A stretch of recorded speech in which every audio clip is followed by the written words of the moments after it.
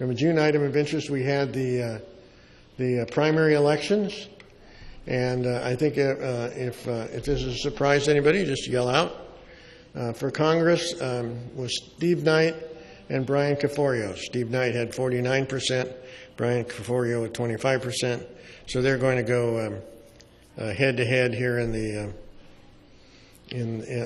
November the 8th. Steve Knight was supposed to be here in July. I'm going to reconfirm that he can be here. And I've also already made contact with Caforio's team and say, look, if Knight's going to be here in July, how about you show up too, and we'll make this a good old-fashioned one-on-one debate. And so we'll see what happens and see if we can get that arranged.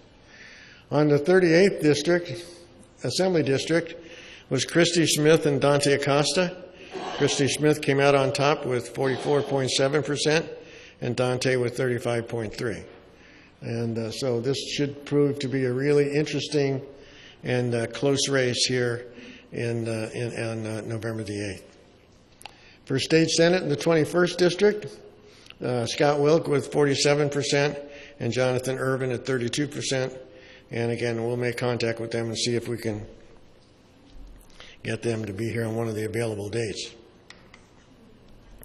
For Supervisor, there were a lot of candidates.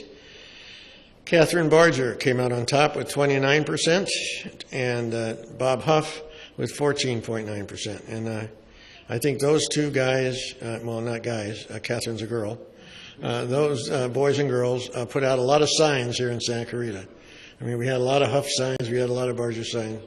And one thing is some of the Barger signs were really big, right? And so we'll see what happens there, and who we can get here. For U.S. Who was that up there? Because I know last I heard, Bob Huff is not a Democrat. Huh? Bob Huff is not a Democrat. Oh, he came in second. I believe he's third. Okay. All right. I've made mistakes before. It'll happen again. Well, okay, that's very possible. That might have changed. You see what it says over there on KHTS? I took this off the KHTS article.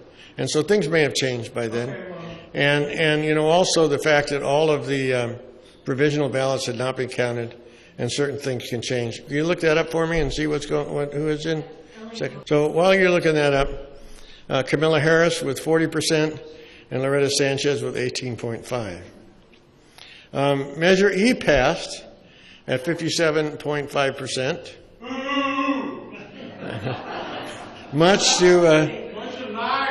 Much to Steve Petz's displeasure.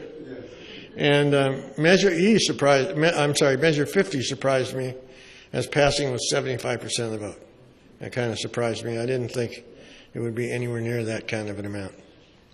So we'll continue on, and as soon as someone finds out what the real numbers are for the supervisor, we'll add that in.